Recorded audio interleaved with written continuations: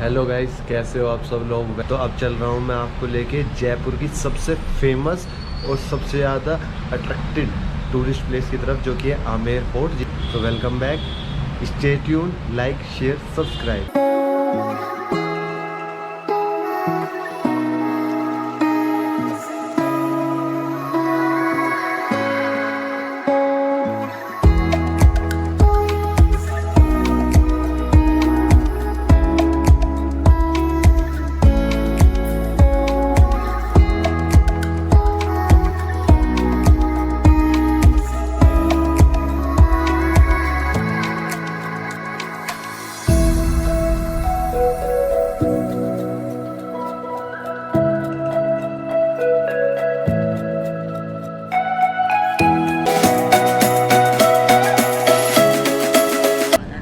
Dilaram Bagh guide fees है 400 रुपये, 1 से 4 पर्सन, 5 से बहुत बहुत महंगे गाइड है यार, इतने महंगे गाइड हो रहे हैं। तो ये है दिलाराम बाग, ये सारा आप देख सकते हो। ऐसा माना जाता है कि जब यहाँ पर मुग़ल बादशाह अकबर आए थे, उन्होंने यहीं पे आराम किया था। और उन्होंने जब यहाँ पे आराम किया था तो उन्होंने ये कहा था कि ये दिल को आराम देने वाला बाग है, इसलिए इसका नाम दिलाराम पड़ा। ठीक है, तो अब अंदर चलते हैं। ये थी एंट्रेंस। ये मान सिंह द्वारा बनाया गया था। उन्होंने सबसे पहले इस किले की नींव रखी थी, और उसके बाद उनके जो आने वाले उत्तराधिकारी थे, उन्होंने कई सालों तक इस किले का निर्माण में साथ दिया था। मान सिंह उन 9 रत्नों में से एक थे जो अकबर के दरबार में रहते थे। जैसे कि ये अकबर, बीरबल और ये सब थे ना, उनके दरबार 9 रत्न थे अकबर के, उनमें से एक रत्न थे मान सिंह जी।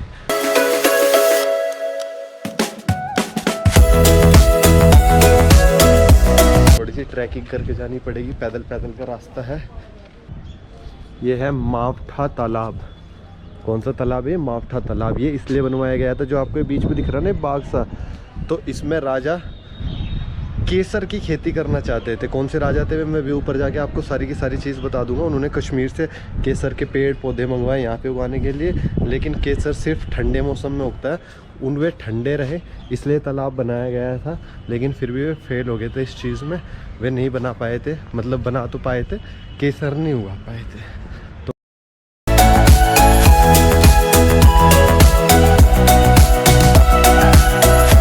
जो ये सामने आप देख रहे हैं ना लेक, जहाँ पे केसर की खेती के लिए राजा ने बनवाया था, इसको बोलते हैं मावठा लेक। मावठा लेक इसको इसलिए बोलते हैं क्योंकि इसके तट पर ना वट के बहुत सारे वृक्ष हुआ करते थे, जो बड़े बड़े हुआ करते थे। तो महा से मतलब हुआ लार्ज, और वट के वृक्ष से, जैसा कि आप सब लोग देख सकते हैं, इसी वजह से इसका नाम महावटा और मावठा लेक इसको बोल देते हैं। और जो ये रास्ता है, ये है हाथियों के आने जाने का। तो पहले राजा इसी रास्ते से आके सीधा किले में घुस जाया करते थे, लेकिन मैं पैदल आ रहा हूँ, और ये रास्ता जो है राइट में पैदल वालों के लिए, सीधा आप निकल जाओगे हाथियों के लिए। तो आप भी हाथी की सवारी कर कर आ सकते हैं सुबह 8 से 11 बजे तक, लेकिन मैं पैदल जा रहा हूँ क्योंकि मैं अकेला हूँ और गरीब भी। आइए तो और अंदर चल के आपको दिखाता हूँ आमेर फोर्ट की खूबसूरती, इसकी नक्काशी, कलाकारी, और कितने खूबसूरती से इसको बनाया गया है। क्यों ये एक जयपुर में आने का आकर्षण का केंद्र है।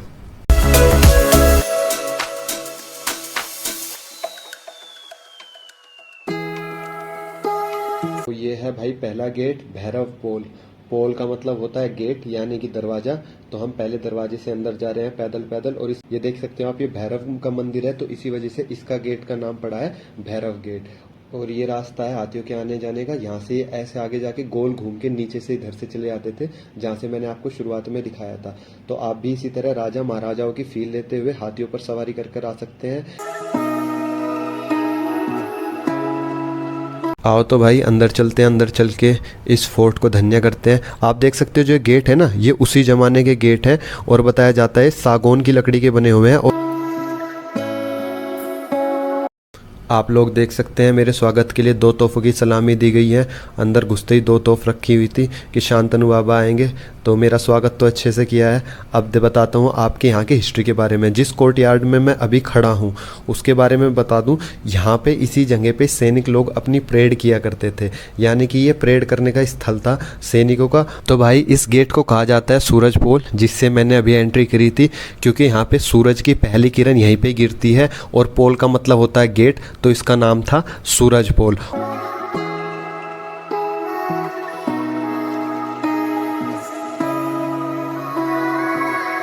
उस गेट से मैंने एंट्री की थी सूरज पोल, और इसके अपोजिट बिल्कुल है चांद पोल।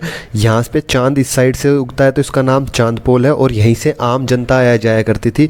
सूरज वाले द्वार से जो सूरज पोल है उससे आते थे राजा महाराजा, और यहाँ से आती थी आम जनता। आओ चलो अंदर टिकट लेते हैं, अब देखते हैं टिकट कहाँ मिलेगा।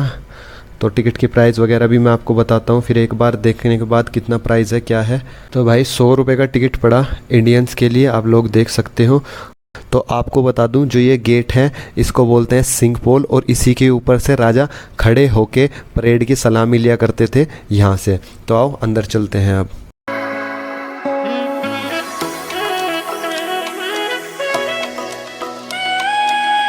तो भाई एंट्री होगी, कुछ ऐसा नज़ारा है ऊपर चढ़ने के बाद आते ही। देख सकते हो ऑडियो गाइड भी अवेलेबल है, तो अगर आपको चाहिए तो आप अपने कान में ईयरफोन्स लगा के ऑडियो सुनते जा सकते हैं, जिनमें आपको पता चलता रहेगा कि कहाँ पे क्या चीज़ें होती थी। पहले थोड़ा पानी वानी पी लूँ यार, बट नज़ारा खूबसूरत भाई, मज़ा आ गया देख के। एक दो चीज़ें रह गई थी यार, अब नोटिस में गई मेरे। आपको ऊपर दिख रहा है इसके चांद पोल के ऊपर एक वहाँ पे ड्रम से रखे हैं, उनको बोलते हैं नक्कार खाना, जहाँ पे ये रखे हैं। तो जब 5-6 इंस्ट्रूमेंट एक साथ बजाए जाते थे उनको नक्कार बोलते थे, और उनके रखने वाली जगह को नक्कार खाना। तो जब भी राजा यहाँ से आते थे सूरज पोल से, तो उनके स्वागत के लिए ये इंस्ट्रूमेंट बजाए जाते थे, तो इसको नक्कार खाना बोलते हैं। मेरे लिए नहीं बजे तो मुझे थोड़ा ऑकवर्ड फील हुआ, इसलिए मुझे पता भी नहीं चला। और ये सिर्फ परेड ग्राउंड के लिए नहीं, होली दिवाली और त्यौहार मनाने के लिए भी यूज़ किया जाता था, जहाँ से मैं अभी एंट्री करके आया। और जो आपको सामने दिखाई दे रहे कक्ष छोटे छोटे खाने, यहाँ पे ये पहले अस्तबल हुए करते थे घोड़े बांधने के, और यहाँ से चढ़ के आता था राजा अंदर।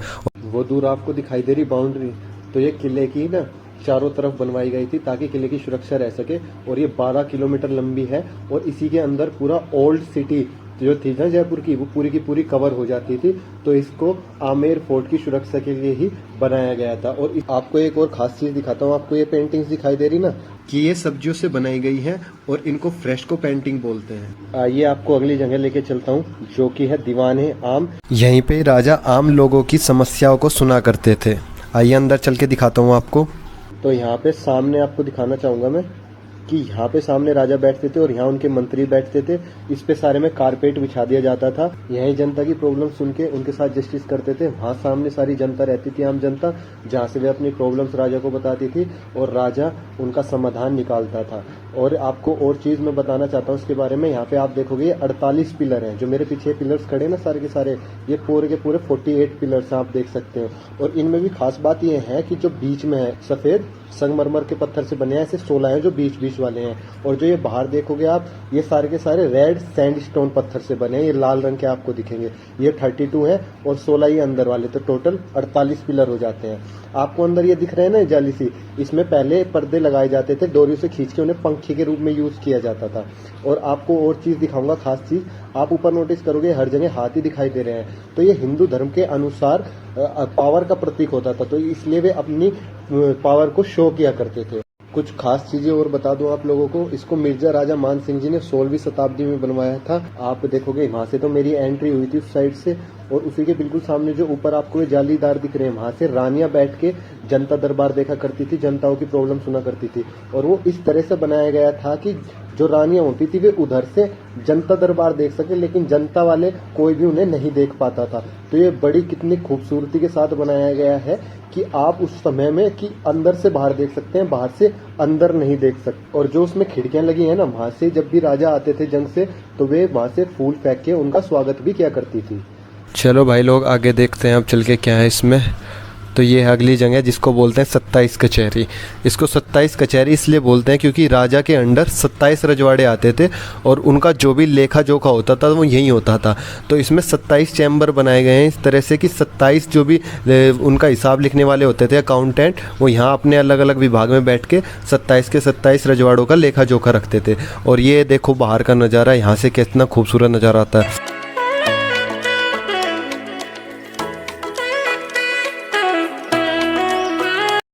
तो ये मेन वो रास्ता है जहाँ से राजा आया करते थे और रानियाँ यहीं से देख लिया करती थी राजा आ रहा है, और ऊपर उन खिड़कियों से फिर उन पर फूल फेंका करती थी। और यहाँ से अगर आप बिल्कुल सामने देखोगे तो वो हुआ करते थे उनका रसोई घर, और वहीं पे ही होता रहता स्टोर रूम। जो लेफ़्ट साइड में है वो किचन थी और ये सामने स्टोर रूम हुआ करते थे। तो यहाँ पे खाना पीने का सारा सामान हुआ करता था। इस यात्रा के दौरान मुझे कुछ बहुत ही खूबसूरत प्यारे और मासूम बच्चे मिले जो कि आए थे कर्नाटका से। तो मैं उनकी रिकॉर्डिंग की थी, लेकिन अनफॉर्चुनेटली वो आवाज़ नहीं आ पाई, तो मैं फीचर कर रहा हूँ उनको क्योंकि फीचर होना चाहते थे। Sorry guys, but can't do anything. ये आपको जो दिखाई दे रहा है ये पुराने ज़माने का गीज़र है।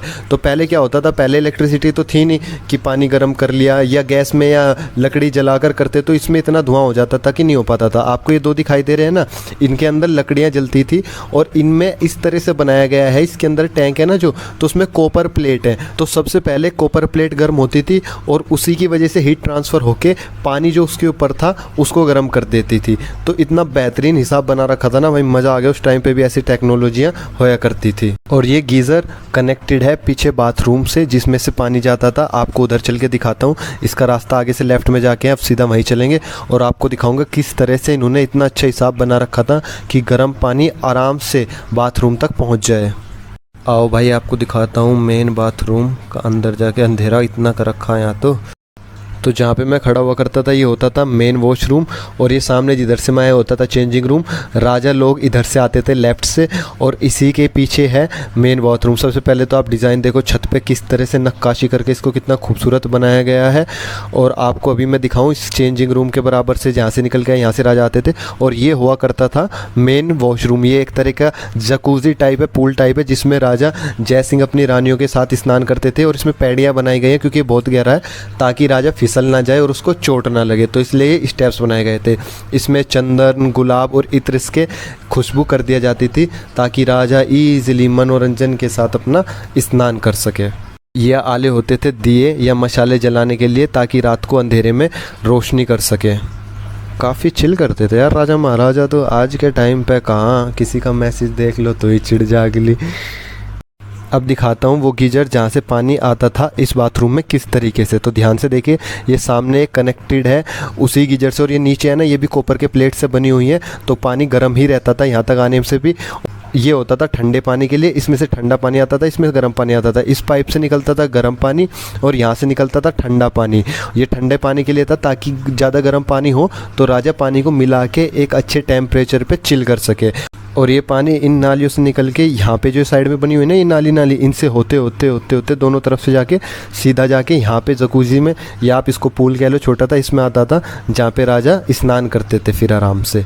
तो ये था बाथरूम पूरा। आइए अब आपको बाहर लेके चलता हूँ। आइए अब आपको लेके चलता हूँ अगली जगह पे, जो कि इसी महल का हिस्सा है जो आपको दिखाया था। आप देख सकते हो कितनी खूबसूरत पेंटिंग बनी है इसके चारों तरफ। और इस द्वार को बोलते हैं गणेश पोल। गणेश पोल इसलिए क्योंकि हमारे यहाँ हिंदू धर्म में जब भी कोई नई चीज़ बनती है तो उसके ऊपर लक्ष्मी जी और गणेश जी की फ़ोटो लगाते हैं। तो आप लोग देख सकते हैं गणेश जी की फ़ोटो ऊपर लगी हुई है, और पोल का मतलब होता है गेट। तो इस गेट का नाम दिया गया था गणेश पोल। तो ये राजा का वो कक्ष था जहाँ पे राजा का निजी काम यानी कि प्राइवेट सारे काम होते थे। यहाँ रानियाँ रहती थी, खास लोगों का ही आना जाना था। यहाँ से बार बार आम लोगों का, आम जनता का आना जाना था। तो अब चलते हैं इसके अंदर। तो बाहर निकलते ही आपको दिखेगा एक खूबसूरत सा गार्डन। इसके बारे में मैं अभी आपको बताऊंगा, लेकिन यहाँ पे जो इस महल का सबसे खूबसूरत और सबसे आकर्षण का केंद्र है उस वाले हिस्से में मैं आपको लेके चलता हूँ, जो कि है शीश महल, जिसको दीवाने खास भी कहा जाता है। और दीवाने खास इसको इसलिए कहा जाता है क्योंकि यहीं पे जितने भी दूसरे शासकों के राजदूत आते थे उनकी मीटिंग होती थी, और राजा अपने स्पेशल गेस्ट के साथ यहाँ मीटिंग करते थे। आइए तो आपको इसको दिखाता हूँ और इसके बारे में इसकी खास चीज़ें बता सकता हूँ। ये देखिए, सबसे पहले तो आप इसकी खूबसूरती देखिए।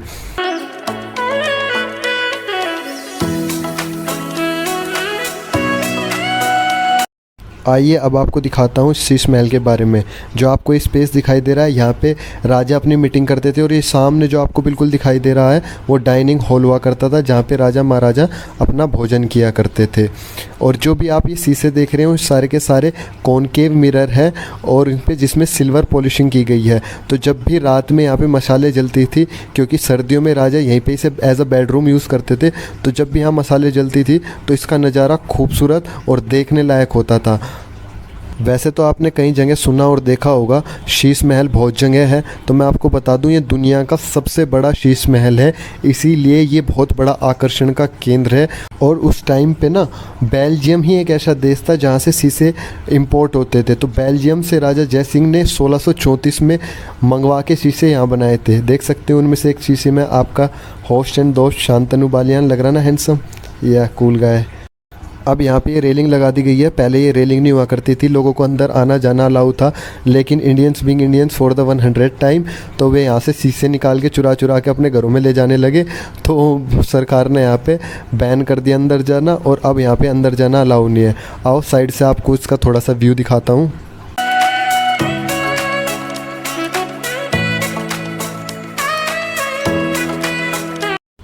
ये सामने राजा का डाइनिंग हॉल हुआ करता था, और यहीं पे राजा ने, जो मेरे पीछे आप कमरा देख रहे हो, ये अपनी रानियों के लिए बनवाया था। एक कमरा यहाँ पे है, एक ही बिल्कुल ऐसा ही दूसरी साइड में, तो उनकी 2 खास रानियाँ लेफ़्ट राइट में रहा करती थी। आप अगर ध्यान से देखेंगे तो ऊपर आपको इनमें छोटे छोटे होल दिखाई दिए गए होंगे और उनके नीचे कड़े दिखाई दिए होंगे। तो इनमें पहले पर्दे लगा करते थे और खसखस लगा करते थे। खसखस वही होता है वो घास जो हम अपने कूलरों में लगाते हैं ना, पीछे वही हुआ करते थे, और ऊपर से पानी टपकता था, जिसकी वजह से जब हवा चलती थी तो अंदर शीश महल में ठंडा वातावरण होता था और ठंडी हवा चलती थी, जिसकी वजह से यहाँ पे गर्मी कम लगा करती थी। और अगर आप नोटिस करेंगे तो यहाँ के मार्बल में ना कुछ भी चूना, मिट्टी या सीमेंट से नहीं भरा गया, इनको नहीं चिपकाया गया। आप देखोगे बीच में तो फिर आप सोचोगे जुड़े कैसे हैं, तो इनको आयरन नेल से जोड़ा गया है। एक और बड़ी खूबसूरत चीज़ आप ऊपर ध्यान से देखोगे अगर, तो यहाँ पे गोल्डन लाइनिंग हो रखी है। तो ये गोल्डन लाइन हो रखी है ना, ये सारी की सारी रियल गोल्ड से बनी हुई है और कांच के चारों तरफ इसको और खूबसूरत बनाती है। तो ये आपने देख लिया पूरा का पूरा शीश महल, बस यही था यहाँ पे, बहुत ही खूबसूरत आलीशान। अब चलते हैं सामने, तो इसको बोलते हैं सुख मंदिर। दीवाने खास का ये आखिरी हिस्सा है। इसको बनाया गया था जो भी शाही परिवार की औरतें होती थी उनके प्लेजर के लिए, इसको पैलेस ऑफ प्लेजर भी बोलते हैं। और इसको बनवाया गया था ताकि शाही परिवार गर्मियों के समय दोपहर में यहाँ पर आकर आराम कर सके। तो आप देख सकते हो इस गार्डन को मुग़ल शैली के अनुसार बनाया गया था और 4 बाग प्रणाली से, आप देखोगे 4 क्वार्टर में सेम जैसा ही बना हुआ है, और इसमें different type of geometrical shapes का यूज़ किया गया है।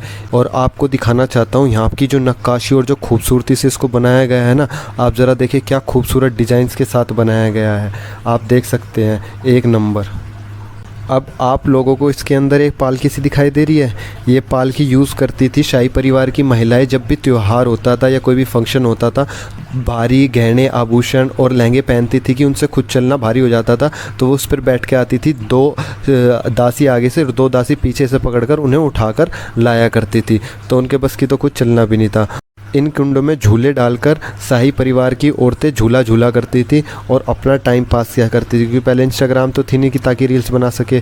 अब आपको दिखाना चाहता हूँ यहाँ की एक बड़ी खूबसूरत चीज़, जो आपको सामने वो दिखाई दे रहा है ना, वो एक जालीदार झरना है। इसके ऊपर एक टंकी लगी हुई है जिसमें से पानी आता है और इस झरने से बह के जाता है, तो इससे वातावरण जो है यहाँ का वो ठंडा रहता है। और ये नाली का पानी, जो झरने में पानी डलता था, वो इस नाली के थ्रू होते होते सीधा का सीधा गार्डन में यूज़ हो जाया करता था। तो इसको इतने दिमाग से, इतनी साइंस से, इतनी समझ से बनाया गया था कि कोई पानी वेस्ट भी ना हो, जो इन्वायरमेंट है वो भी ठंडा रहे, और यहाँ पे आप आराम, इंजॉयमेंट और फुल चिल फन कर सकते थे।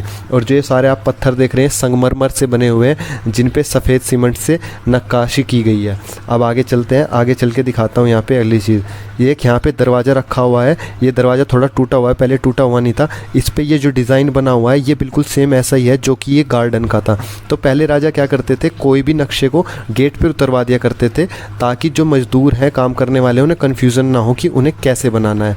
लेकिन इनको अभी शीशे में रख दिया गया क्योंकि वही पर्यटक इनको छेड़ते थे, टूरिस्टों की आदत उंगली करने की, तो इसलिए इन्हें भी पैक करके रख लिया गया। तो ये था पूरा का पूरा सुख मंदिर। अब ऊपर चल के आपको दिखाता हूँ 2-4 चीज़ें और। तो अभी आपने सामने देखा सुख मंदिर और इधर की साइड मैंने आपको दिखाया था शीश महल। अब चलते हैं सीढ़ियों से ऊपर और देखते हैं इस किले में और ऊपर क्या है।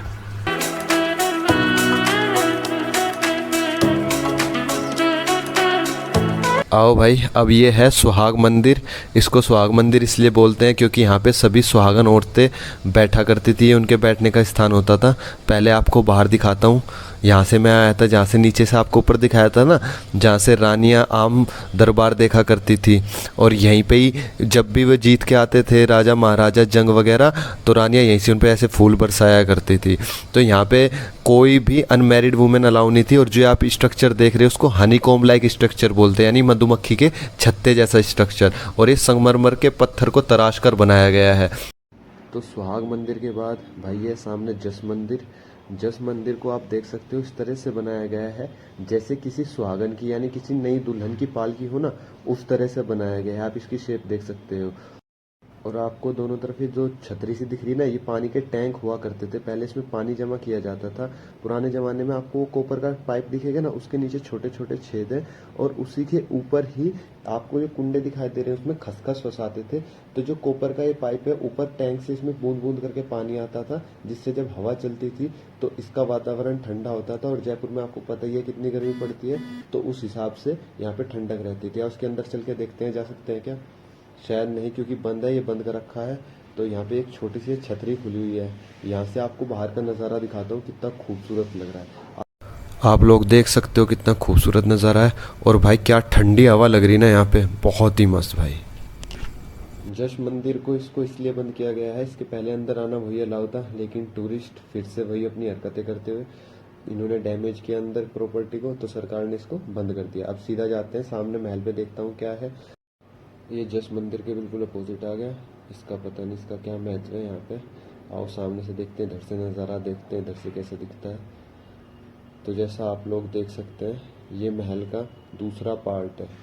यहाँ से शायद एग्जिट होगा और यहीं से शायद सुरंग भी जाती है जो जयगढ़ फोर्ट तक जाती है।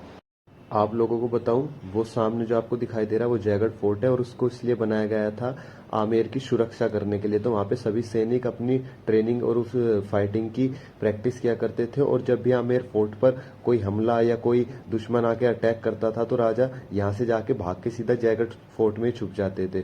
तो यहाँ से आमेर फोर्ट से जयगढ़ फोर्ट तक ना पूरी एक लंबी सुरंग भी बना रखी है। मुझे नहीं पता भी वो खुल रही है नहीं खुल रही, पहले खुली हुई थी, शायद लॉकडाउन के बाद बंद होगी। तो देखूंगा अगर वहां जाने को मिला तो ये एक प्रोटेक्शन के लिए बनाया था किले को, जयगढ़ फोर्ट को, आमेर फोर्ट की सुरक्षा के लिए। तो भाइयों अभी ऊपर से उतर के आया नीचे, और यहाँ पे आने के बाद ये है लास्ट पार्ट इस महल का, जो कि सबसे पुराना है, और इसको बोलते हैं जनाना महल या फिर मानसिंह पैलेस। यहाँ पे ना लेडीज़ के अपार्टमेंट, यानी कि राजा की ना 12 रानी थी, उनके अपार्टमेंट बनाए गए हैं। और फर्स्ट फ्लोर पे चारों तरफ राजा का पैलेस था। तो यहाँ पे हर रानी के लिए एक जैसा अपार्टमेंट बनाया गया है, आप लोग देख सकते हो। और मैं आपको दिखाना चाहूँगा इस अपार्टमेंट को। तो चलते हैं इसके अंदर। सबसे पहले आपको दिखाता हूँ, ये हुआ करता था कॉमन हॉल सबसे पहले रानी का, और इस हॉल में पेंटिंग से यहाँ को सजाया गया है। अब अंदर चलते हैं। ये हुआ करता था रानी का बेडरूम, लेफ्ट साइड में किचन हुआ करती थी इसमें, और शायद राइट साइड में वॉशरूम था, उसके लिए मैं श्योर नहीं हूँ। और सब रानियों के एक जैसे ही अपार्टमेंट बनाए गए थे। अब मैं आपको दिखाऊं, हर अपार्टमेंट के बाहर एक छोटा सा ओपन स्पेस दिया गया था। सारा पैलेस दिखाई दे रहा ऊपर, ये सारा हुआ करता था मानसिंह पैलेस। यहाँ पे राजा का महल था, राजा के कमरे थे, और उसी के बाहर बालकनी थी। आइए पढ़ के बताता हूँ आपको थोड़ा सा। इसको राजा मानसिंह ने बनवाया था, जो 1589 से 1614 तक रहे थे, और इसे बनाने में 25 वर्ष लग गए थे। मतलब जो सारे रानी के रहने की जगह और अपनी रहने की जगह। और जो सामने आपको बिल्डिंग दिखाई दे रही है, इसको बोलते हैं बारादरी। बारादरी का मतलब कि जो 12 इनकी रानियां थी, अगर उनमें किसी में कोई लड़ाई, कोई मतभेद या कोई भी शिकायत होती थी, तो राजा उनको यहाँ बुलाते थे, बिठाते थे, और उनकी समस्याओं का समाधान निकाला करते थे। तो ये वो जगह है। आपको ये बालकनी दिख रही है ना, तो जब भी यहाँ कोई त्यौहार होता था, होली, दिवाली या कोई भी फंक्शन, तो 2 रानियाँ एक बालकनी में आती थी, और यहाँ से बालकनी से आके नज़ारा लेती थी। 1 2 3 4 और 2 साइड होंगी, पूरी टोटल 6 बालकनी है। मैं आपको दिखाता हूँ दूसरी साइड जाकर, ज़रा 1 मिनट रुके। एक ये रही, और एक इस बिल्डिंग के पीछे होगी, जो कि 1 सेकेंड रुको, वो रही छठी। तो इस तरह की 6 बालकनी थी जहाँ से वे देखता था। और आप देख सकते हो हर अपार्टमेंट में आपको सीढ़ियाँ दिखाई देंगी। तो राजा ने हर रानी के अपार्टमेंट के जाने के लिए अलग अलग सीढ़ियाँ बनवा रखी थी। तो किसी भी रानी को पता नहीं चलता था कि राजा कौन सी रानी से मिलने जा रहा है। वे ऊपर से किसी भी सीढ़ी से, यानी जिस रानी से उन्हें मिलना होता था, उसकी सीढ़ियाँ यूज़ करते थे और उनके कंपार्टमेंट में पहुँच जाते थे। तो राजा स्मार्ट था भाई। राजा 12 थाम रहा था, तुमसे एक कख नहीं थम रही। एक के ब्याहों में भी डिवोर्स लेके भाग जा। सोचो कितना दिमाग था पहले। नेवर माइंड, आगे चलता हूँ, आगे और चीज़ बताता हूँ आपको इसके महल के बारे में। महल के इस हिस्से में किसी भी मर्द का यानी राजा के अलावा बाहर से आना मना था। तो जो आपको ये दो छतरी दिखाई दे रही ना, वहाँ पे किन्नर खड़े होके पहरा दिया करते थे। तो यहाँ पे मर्दों का आना मना था, इस वजह से किन्नर यहाँ पर पहरा देते थे और इसी वजह से इसको पूरा जनाना महल कहा जाता है, क्योंकि ये जनानियों का ही महल हुआ करता था। अब देखो सामने आपको दोनों तरफ ये सीढ़ियाँ दिखाई देंगी जहाँ से राजा अपनी रानियों के पास आते थे। ये पूरा बारादरी था, पर भाई मैं राजा को मान गया। पैसा और आपकी पावर हो तो आप क्या कुछ नहीं कर सकते। 12-12 के साथ इंजॉयमेंट। और आप देखो ये रही एक सीढ़ी, वहाँ भी सीढ़ियाँ हैं, इसके पीछे भी आपको दिखेगी, एक इधर है। तो यानी हर अपार्टमेंट में इस तरह से 12-12 सीढ़ियाँ बना रखी थी। किसी भी में जाओ चुपचाप नीचे उतर जाओ, पता ही नहीं था। तो भाई क्या दिमाग लगा रहा था, किस तरह से वो चला रहे थे भाई, मज़ा आ गया देख के। और यहीं पे ही आपको एक बार तुलसी का पेड़ दिखेगा जिसमें रानियां नहा धोकर पूजा किया करती थी, सूरज को जल चढ़ाया करती थी।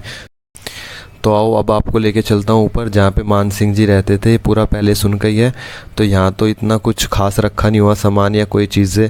तो ये पहले बंद था, लेकिन इसको अभी तो थोड़ा खोला गया है ताकि हम लोग ऊपर से घूम के वाइब ले सके किस तरह राजा ऊपर नीचे जाया करते थे। और ये वो बालकनी है जहाँ से रानियाँ खड़ी होके कोई भी त्यौहार या फंक्शन देखा करती थी। तो इस तरह से वे वाइब लेती थी। और आप देख सकते हो ऊपर से ऐसा दिखता था, सारी सीढ़ियाँ सारा ये। और ये नीचे यहाँ पे इन्होंने टैंक बनाया गया है जो पानी स्टोर करने के लिए होता था, क्योंकि आपको पता है राजस्थान में बड़ी गर्मी होती है और पानी बचाना पड़ता है, पानी की थोड़ी कमी रहती थी यहाँ पे।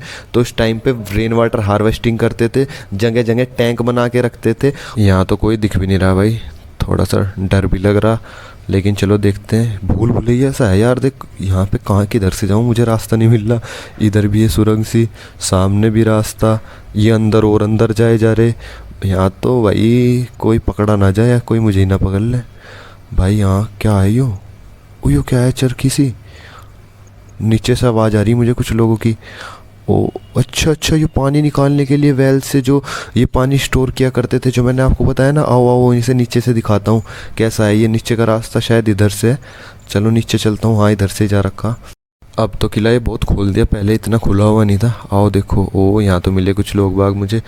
अब देखो यहाँ पे ये था पानी निकालने का सिस्टम, इसको गोल गोल घुमाते थे। तो इसको गोल गोल घुमाने से होता क्या था, ये पानी का यहाँ पे पानी जमा होता था। आ जाओ पहले पानी कहाँ होता था वहाँ दिखाता हूँ। ये देखो यहाँ चमगादड़ लगे हुए हैं, इसके नीचे पूरा पानी जमा हो जाया करता था। और यहीं पे ही ये बारिश का पानी भी, जो भी पानी होता था जो महल के यूज़ के लिए थे, उसको यहाँ रखा जाता था। आओ अब आपको दिखाता हूँ इसमें से पानी कैसे निकलते थे।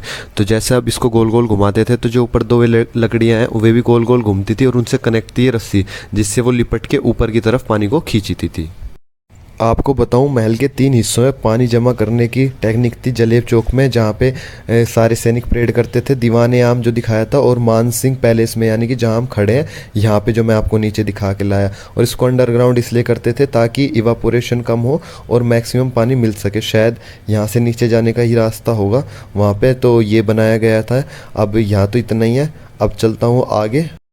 तो ये था पूरा का पूरा आमेर फोर्ट। अब चलते हैं बाहर की तरफ, एग्जिट ले रहा हूँ। बस मुझे एक वो सुरंग और देखनी, वो कहाँ थी जो आमेर फोर्ट से जयगढ़ फोर्ट के लिए जाती थी, बस वो मिस ना हो जाए मेरी। महल के अंदर सीसीडी भी खुला हुआ, तो अगर किसी को अपनी रानी के साथ जाना हो तो यहाँ पे भी आ सकता है। ओ भाई साहब, ये है सुरंग का रास्ता, सुरंग के अंदर जाने का। लेकिन इसको मैं डालूंगा अलग से वीडियो में, क्योंकि ये वाली बहुत लंबी हो जाएगी। नहीं तो सुरंग का रास्ता मैं आपको अलग से दिखाऊंगा।